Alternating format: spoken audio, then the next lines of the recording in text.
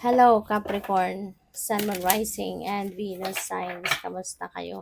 Sana po'y nasa mabuti kayong kalagayan. Welcome back po sa Star Tarot. At kung bago kayo rito, welcome din po kayo. Please subscribe, like, share my videos, and leave me a comment kung nakaresonate kayo. So, it's time to collaborate. Ayan, baka kasi Capricorn, sanay kayo, no? Maybe you're used to working all by yourself. Maaring sanay ka na mag-isa ka. Sanay ka na nagtatrabaho kang all on your own, kumbaga. Pero ngayon, sabi dito, it's time to collaborate.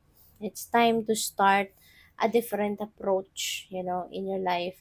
At instead of working solo, maaring kung ano man ang task ninyo ngayon or kung ano man ang balak ninyong gawin, maaari, no, na mas magiging effective ka or mas magiging mabilis ang pag-achieve mo dito, pag-accomplish mo sa bagay na ito kung meron kang makakatulong. Kaya it's time to work with a team or work with someone. Okay?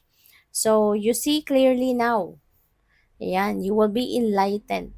No? The divine is going to show you the way sa ngayon, kung ano man yung baka humihingi ka ng sign or humihingi ka ng guidance, no? Ngayon, maaano mo na yan, mafi-figure out mo na kung saan ka papunta. Mafi-figure out mo na kung ano yung gagawin mo rito. Okay?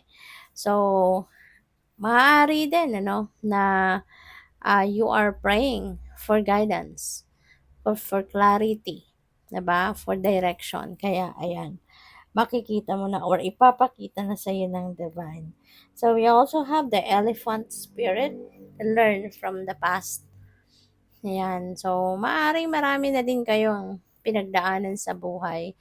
You have gained a lot of wisdom. You have gained a lot of um you have gained a lot of lessons, no, in life in the past, at marami na kayong natutunan.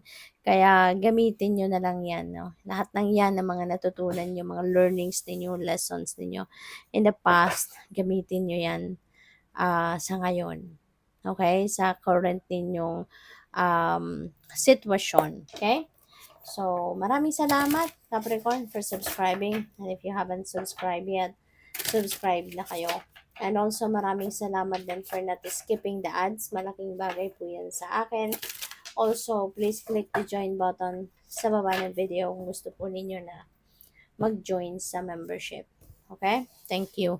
So, first card po ninyo, we have Death Energy, which is really beautiful kasi si Death Energy is ending and beginning. So, kapag may nagtatapos, talaga mayroong magsisimulang bago, di ba? Kapag may nagsasarang pinto, it's because mayroong nag-aantay na bagong magbubukas. Kaya, kailangang merong magsara because something new is opening up for you. So, ang ganda. Capricorn, ang swerte ninyo. Meron tayong Ace of Pentacles, which is new beginning, prosperity, abundance, Six of Wands, swerte din ito kasi blessings ito. Meron kayong Fool, which is a new beginning. So, simula dito hanggang dito sa pagtatapos sa tarot decks, as a tarot deck, 'di ba? Ending and beginning talaga. So, this is a very exciting time for you. Maaari, no, na talagang meron kayong marirealize, no, this could be a new realization para sa iyo na it's about time na to clean up your life. It's time na to declutter your life. Meron ditong pagbabagong kailangan gawin. Maaring this is the time that you are going to notice na merong mga bagay sa buhay ninyo, pangyayari, or tao na hindi na it's not serving your highest good, no? Maaaring ito ay nakakaano lang sa inyo, nakakaistorbo, ito lang ay nakakapanakit lang ng inyong damdamin, or maaaring, hindi talaga mabuti, no, ang dulot na sa inyo nito. Kaya, maaaring mapapansin mo yan at maiisip mo na, teka lang, 'di ba? I deserve better. Kaya, tatanggalin mo na yan sa buhay mo, whatever that is. Okay? So, if this message resonates with you, lalo-lalo na kung meron kayong mga naiisip na gusto kong baguhin ang sitwasyon ko, gusto kong baguhin ang ganap sa buhay ko. No? So, whenever when you have that thought na mga ganyan, so ibig sabihin na meron kayong ganito, no? Na meron talagang pagbabagong mangyayari sa buhay mo in various areas of life. So good luck sa'yo kasi baga you're up for change, out with the old energies, in with new energies. So good luck. And speaking of new energies, Ace of Pentacles is a new beginning. Meron ditong sisimulan kayong bagong kaganapan. Okay? Magsisimula kayo dito ng bagong chapter in your life in terms of money, career, and finances. Kasi si Ace, this could be a change in the way you handle your money. This could be a change in your financial status, no? Financial situation.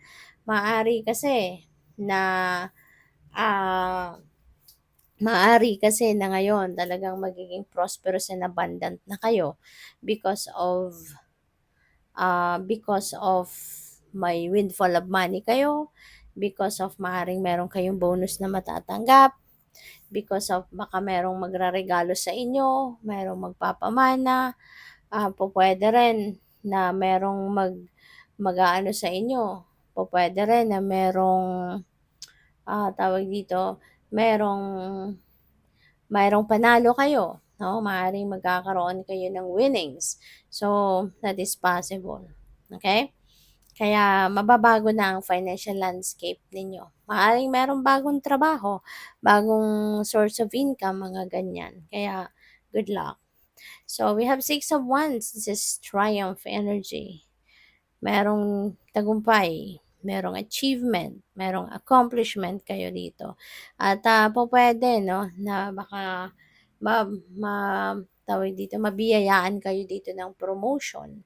'Di ba? Because of the job well done, maaaring mapopromote kayo kasi nakitaan din kayo ng excellent qualities, no? Of becoming a wise leader, of becoming an excellent, 'di ba, na leader, o ganyan. Kaya siguro, pwedeng ma-promote kayo. Pwedeng dagdagan yung sweldo ninyo. Wala mang promotion pero may pay raise. Yung mga ganun ba? So, this is really a job well done. 'Di ba? Kaya mararecognize ang galing ninyo. Kaya yan, maaano kayo, i-compensate kayo, no, sa galing na ginawa ninyo. And the Fool is another new beginning energy.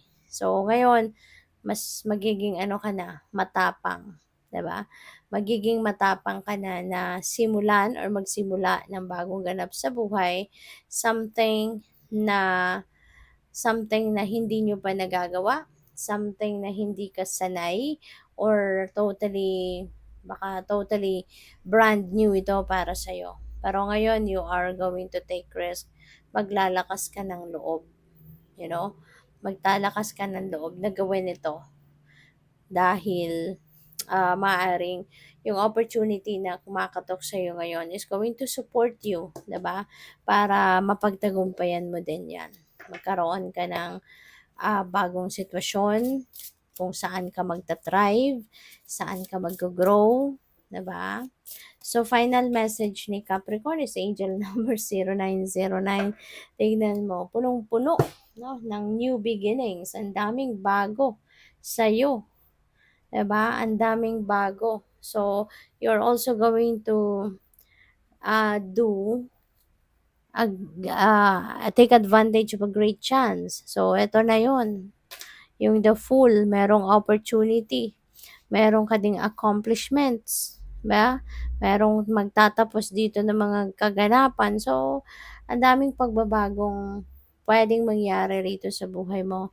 Ang daming transition, no? Ang daming transition, and yung mga transition na to could be baka here and there, you know? This could be a game changer. This is going to change the course of your life. So good luck. So thank you for watching. Love and light. Namaste.